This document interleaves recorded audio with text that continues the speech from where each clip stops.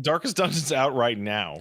It is 1.0 officially, and I clicked it, bought it, because it's now on Steam, and I'm like, wait, fuck. Can I transfer my save from my... But Hades let you do that. Yeah, because. Yeah, so the answer is not no, the answer is maybe, you know? Maybe. The answer is maybe.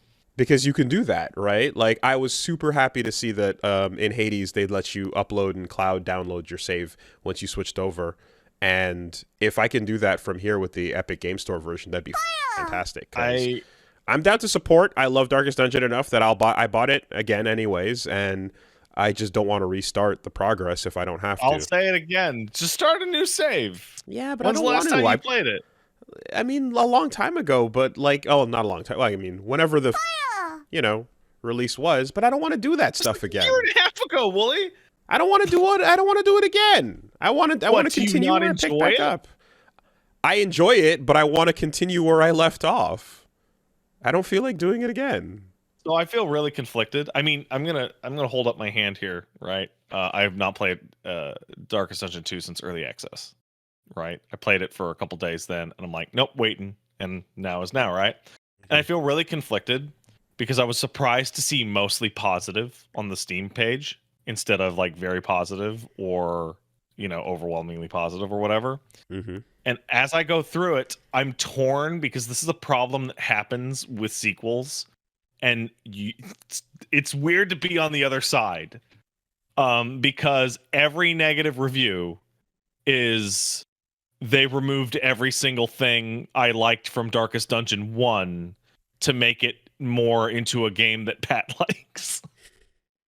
Right? Like it's just a bunch of people who wanted the consistent building of the Hamlet and the team and the management. As someone and it's been turned into a run game. That's interesting. I mean, it's still mostly positive. There are, if there's an over, because people around the time when it revealed its gameplay, I think we all kind of saw that.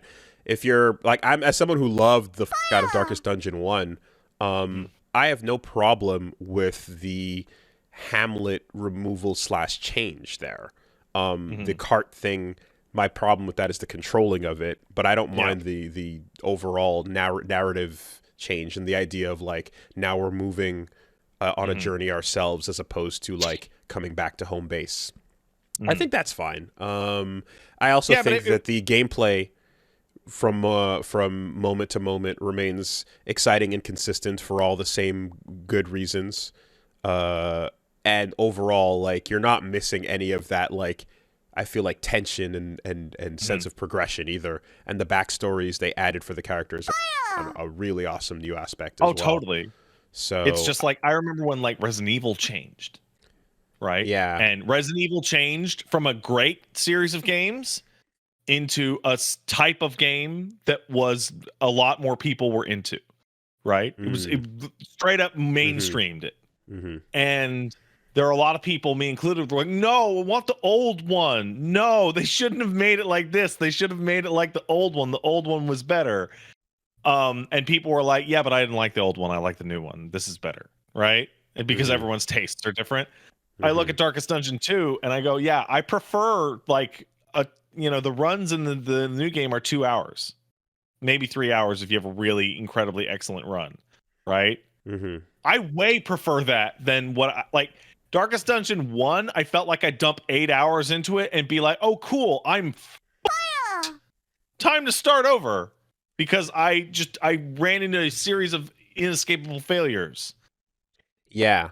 No, I definitely think that the framing, the Hamlet is just the container for the gameplay that for the quests you do, and if the container changes, that doesn't fundamentally like take apart what the moment to moment gameplay should be about. I think you can take that Darkest Dungeon style, like put the party together and crawl through it, and you can make it running through a chariot. You can make it of just a full-on narrative if you wanted. There's a lot of different ways you can present that, as long as when the time comes to walk through the dungeon and or get into fights and shit, you're doing it in that manner, Yeah, I don't think that's much of a big deal overall.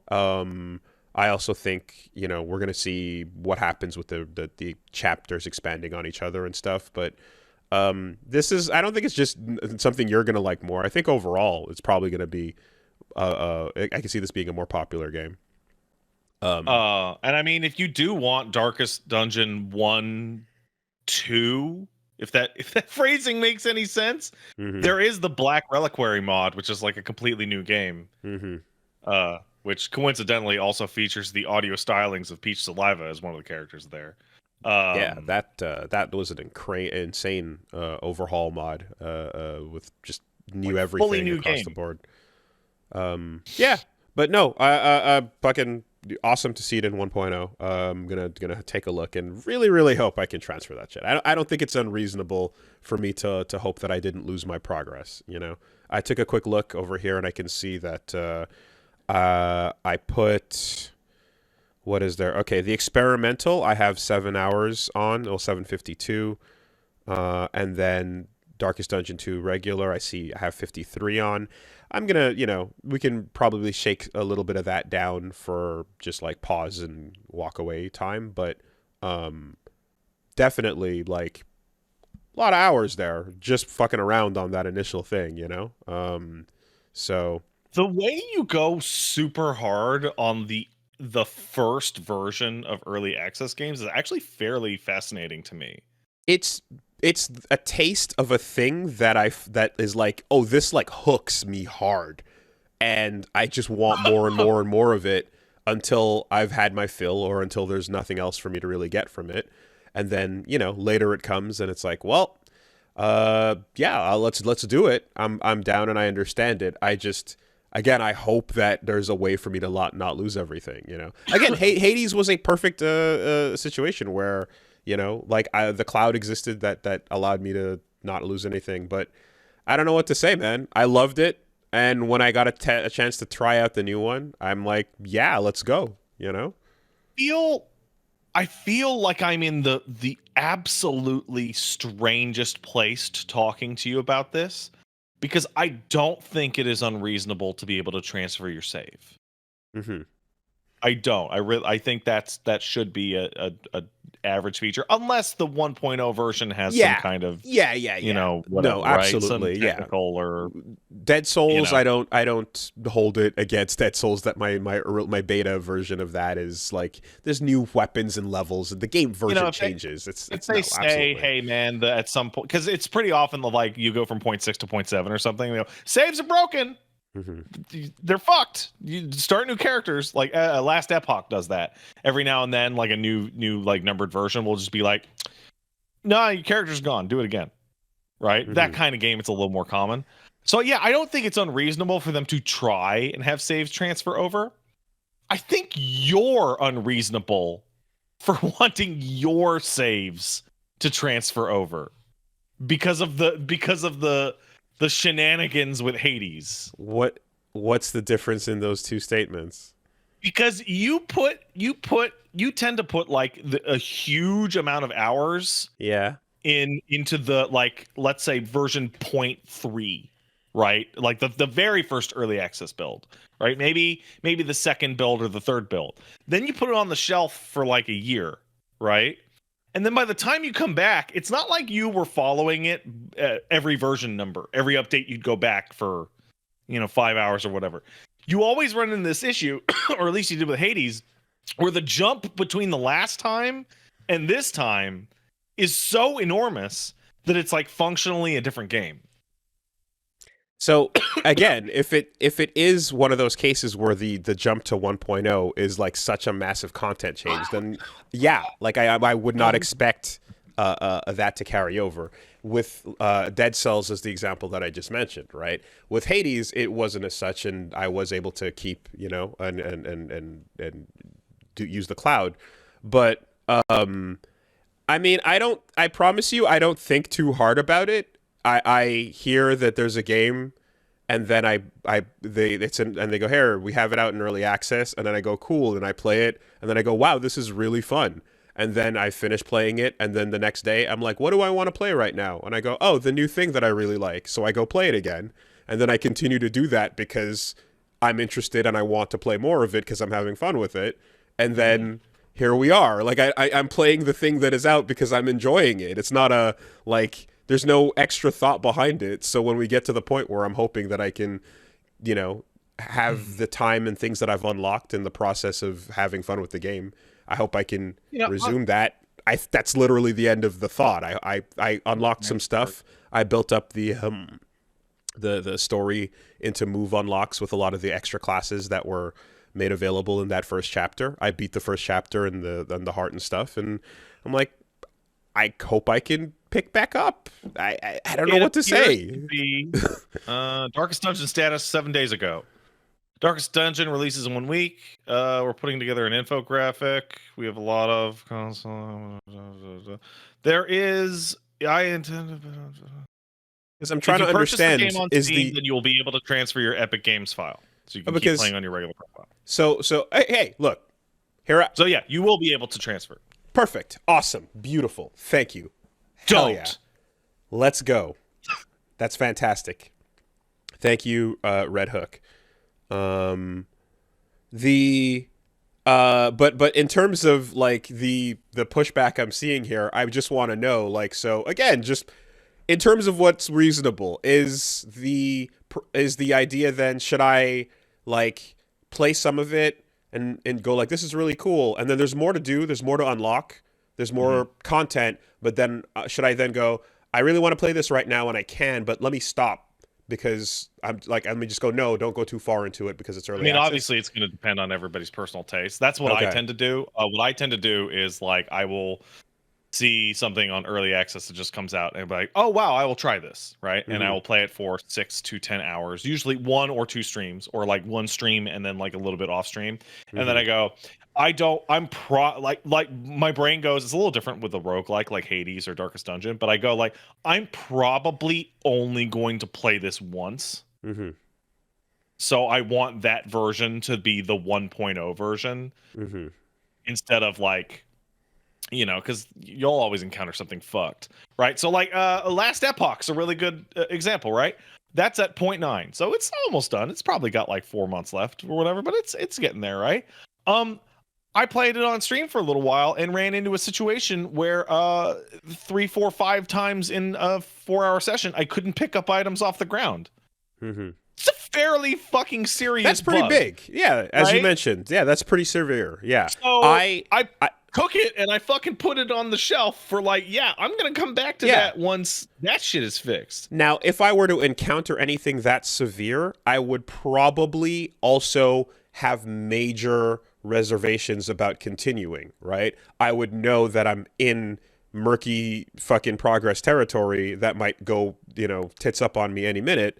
And then I'd be like, yeah, okay. But if things are running smoothly, like they did with Hades and like they did with Darkest Dungeon, I kind of like, if I'm like looking at it like, okay, think about it like a demo is what I see some people are saying, right? It's like a demo will bring you up to a point and then stop you and go, here's the end of the content for the demo. Thanks for enjoying it.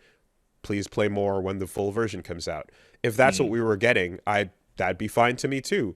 But the fact that I'm enjoying it and there's more to do makes me want to keep playing because there's more to do. And when I go, you're familiar with like the feeling of, wanting to go hard on a game when it becomes available to you. We've talked about this where stuff that LPs we've started off camera and scheduling for things like that. It's been a huge point of discussion for us over the years of like how hard you go on a game as soon as it comes out. So I know the feeling of wanting to play more.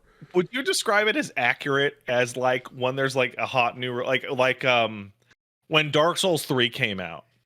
And like I walked in to sit down to start Dark. Would you describe me as like vibrating? Yeah, I would say so. I would say get excited. I get fucking excited.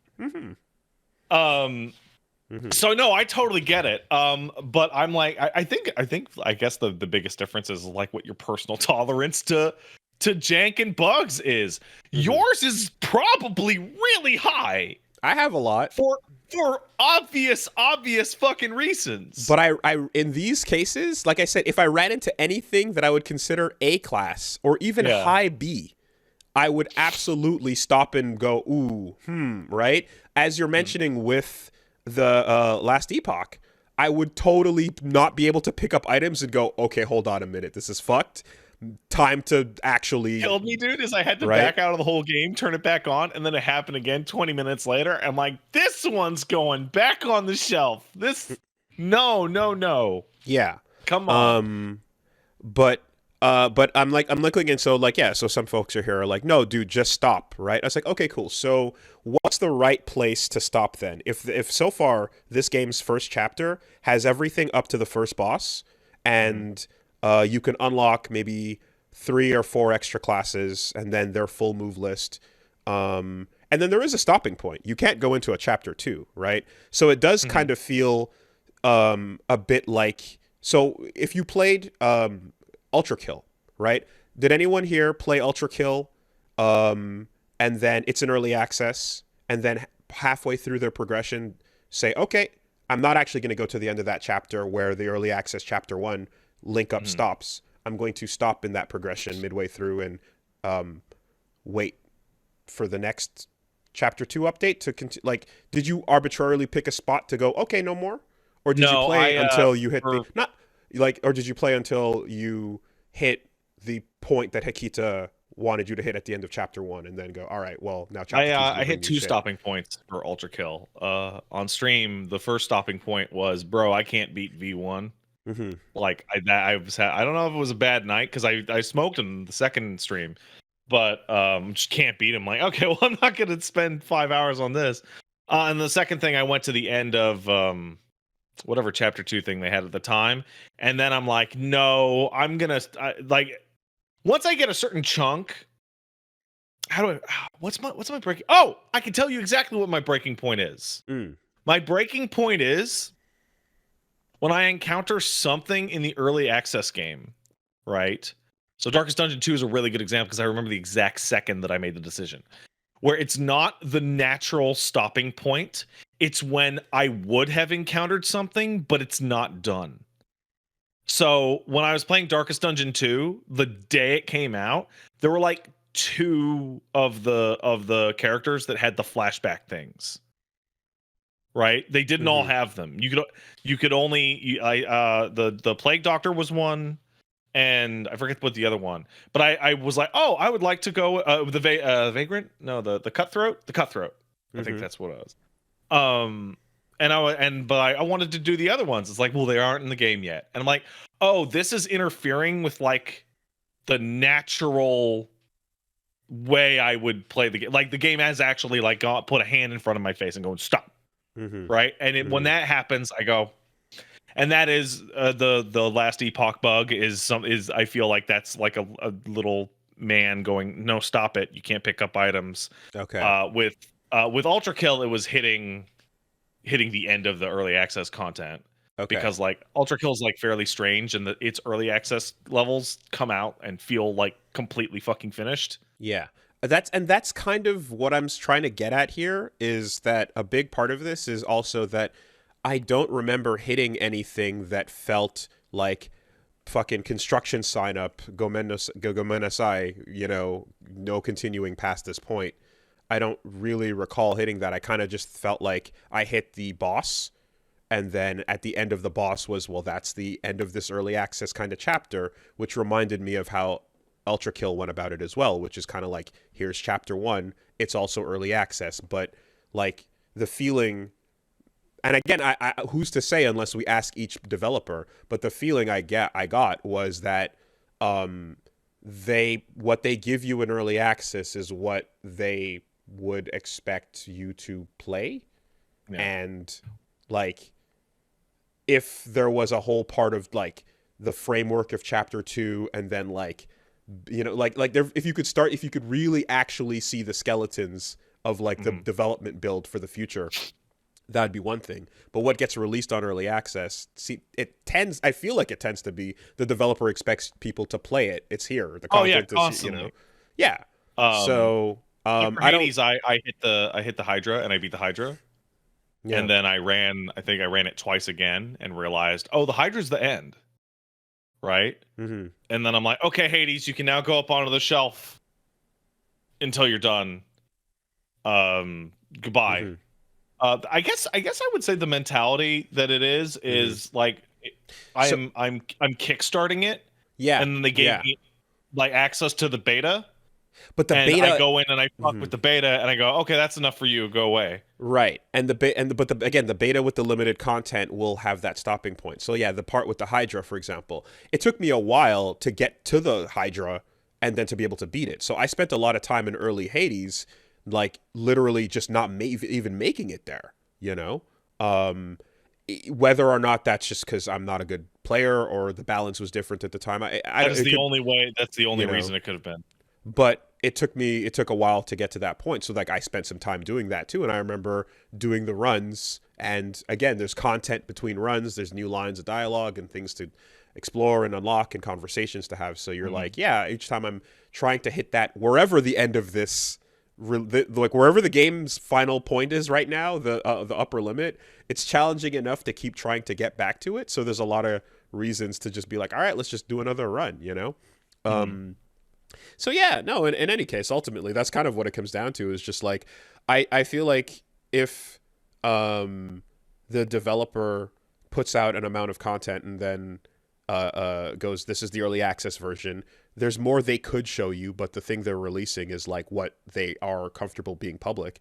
I also expect that they expect people are going to play that. And I don't look at an early access build and go, okay, mentally, where's the arbitrary stopping point? Depends on the game, right? Ultra Kill doesn't intend for you to stop in the middle of your first taste of it while it's in early access. But No. if people are currently suggesting that I do that for every early access game, I don't think that's very reasonable, right? So to me, I'm just like, I know you put the message up, certainly, though, with the warning that says, hey, Baldur's Gate 3, at your own peril, you might lose content. And that I'm fully aware of. My hope is just, I really hope I can save this and bring it over and migrate it so that I don't lose anything. If I couldn't and we found out that my save was going to be gone, then I would have to restart because the game's too fucking good to not, well, obviously, but that'd be the end of that, you know? But I think the devs will tell you with their early access release posts and game, like, here's what we expect and want and are hoping you guys to play, and that's the content they hand you. I don't think they expect you to necessarily put up a little like, okay, that's enough. You know, you can do that, but it's going to change from game to game. You know, imagine if Silksong was like coming out in a way where like they were adding levels to that thing. We know how giant it's going to be, and you're going through it, and like you don't even know where the end of the early access build is because the two areas available to you take up your entire time and focus and are challenging enough anyway that you can just keep working on those two areas, you know? I have to say, like, the Silksong example you use is actually like wildly fucked. Because that's what it was supposed to be. With the DLC 3? Like the gods and bugs or whatever the fuck DLC where you fight all the super bosses. Like one of the reasons people went so hard on that is they were like, "Oh, I'm gonna get super good for when Silksong comes out as DLC." Ooh, here it comes! It's like, oh fuck! It just, there was too much, you know. And now we're in this we're in that part where maybe people have been waiting so long that the hype fades and becomes, I'm worried it's animosity. gonna Half-Life 2. It's already there. It's already definitely becoming a, like when you say Silksong, it's not excitement where I'm seeing from people. It's God damn it, you know. This is and Clown makeup. Yeah. Clown. At the same, like the philosophy that they have for the amount of content they put into their stuff is so unlike the rest of the industry, and it's also not reasonable. It's too much, you know. It really is. It's giving you so much more than you really need. I think people would probably have been satisfied with like with Silksong being like, here it is, you can play it. We're gonna keep working on it in the background, but like the type of work ethic they've shown is one that would release the Silksong would have come out, and it would have been a bit like Team Ninja game where the game is awesome and they would quality of life it into perfection, right? But they could have easily had that because all the Neo games and everything in that series is like, no one's hating, like the first version of that we're having fun with, but we know it's going to get quality of life unbelievably over the course of its life. They could have definitely have done that with this. And that would have been an interesting really case for this discussion we're having, because then it's like, all right, so if you're playing early access fucking Silksong, where do you decide to put the fucking, pump the brakes and go, personally, I'm going to stop here, right? Anyway, it's interesting though, because I think when a game that I'm excited for like drops in early access and they give you more than just a demo, more than just a taste, they give you like a whole first level or a second level or something. I mean, fuck, man, I'm gonna, I'm just gonna play what my heart feels like playing. And yeah, it's why Sons of the Forest is so fucking confusing, because Sons of the Forest is like, this is 1.0, but it's a 1.0 they didn't feel confident in. Mm-hmm. So what the fuck is the game fucking done or not? It's so goddamn weird.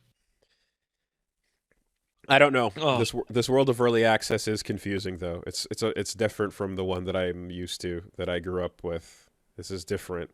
It is uncomfortable. I'm not sure what to make of it. In any case, yeah, I see folks trying to make the analogy with like, oh, labbing with demo characters, and I mean, yeah, I'm playing Luke and Ryu and fucking around and whatever, but it's not the same thing, right? Like a demo is effectively, again, a deliberate slice you're getting with an endpoint meant to tease you. If an early that demo is a complete thing. Mm-hmm. I don't think you guys are necessarily getting it. Well, anyway, I'm talking to a bunch of people, and you all have some. Anyway, whatever. The point is, fucking go get Darkest Dungeon 2. It's a good ass game. You should buy it and play it. I'm gonna go pretty hard on that.